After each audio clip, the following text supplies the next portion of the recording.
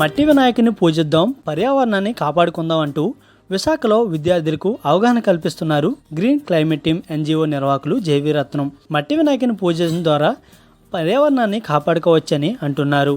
Plaster of Paris విగ్రహాలు సముద్రంలో కలపడం ద్వారా మత్స్య సంపద అంతరించిపోతుందని అంటున్నారు. నేటి తరం యువత నుండే ఈ అవగాహన అవసరమని అంటున్నారు. ఈ ఏడాది విద్యార్థుల ద్వారా 1,00,000కు పైగా విగ్రహాలు తయారు చేసి అవగాహన కల్పిస్తామని అంటున్నారు. సమత డిగ్రీ కాలేజ్లో మనం మట్టి వినాయక ప్రతిమలు విద్యార్థులతో చేయించాం. ప్రతి ఏటా మనం చాలా పెద్ద ఎత్తున చేయించడం అనేది జరుగుతుంది. గత ఏడాది దాదాపుగా 90 విద్యా సంస్థలతో చేశాము. ఈసారి అన్ని విద్యా సంస్థల్లో చేయలేని పరిస్థితి అయితే ఉంది. ఒకటి మట్టి కూడా చాలా ఖరీదుగా ఉంది. అయితే ఈ మట్టి వినాయక ప్రతిమలు చేయడం ద్వారా పిల్లలకి ఈరోజు ప్లాస్టర్ ఆఫ్ ప్యారిస్ వల్ల వచ్చే నష్టాలు కష్టాలు, దానికి ఉపయోగించే లెడ్ పెయింట్స్, కెమికల్ పెయింట్స్ వాటి వల్ల నష్టాలు ఇవన్నీ చెప్తున్నాము. అంతేకాకుండా వినాయక చవితికి మనం ఉపయోగించే పత్రిలో ఉపయోగించే అన్ని రకాల మొక్కలు కూడా ఔషధ గుణాలు ఉన్న మొక్కలే కాబట్టి ఆ మొక్కల్ని నాటాలి, ఔషధ గుణాల మొక్కల్ని పెంచాలి.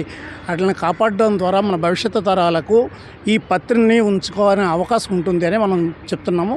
ప్రధానంగా ప్రతి విద్యార్థి మట్టి వినాయక ప్రతిమ తయారు చేయడం ద్వారా వాళ్ళలో క్రియేటివిటీ కూడా పెరుగుతుందని మనం భావిస్తాం.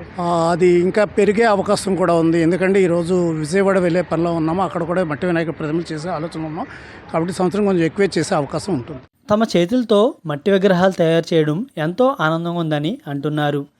గ్రీన్ క్లైమేట్ టీమ్ ఆధ్వర్యంలో ఈరోజు మట్టి విగ్రహాలు తయారు చేశామని అంటున్నారు. ఈ మట్టి విగ్రహాలు తయారు చేసుకొని పూజించడం ద్వారా పర్యావరణాన్ని కాపాడుకోవచ్చని విద్యార్థులు అంటున్నారు. మన చేతులతో మనం విగ్రహాలు తయారు చేసుకొని పూజించడం ద్వారా ఎంతో ఆనందం, విఘ్నేశ్వరుడి ఆశీర్వాదం కూడా ఉంటుందని అంటున్నారు. ప్రతి ఒక్కరూ మట్టి వినాయకుడినే పూజించాలని అంటున్నారు. నా పేరు జీవన. నేను సమత కాలేజ్ పీజీ ఎంబీఏ చేస్తున్నాను.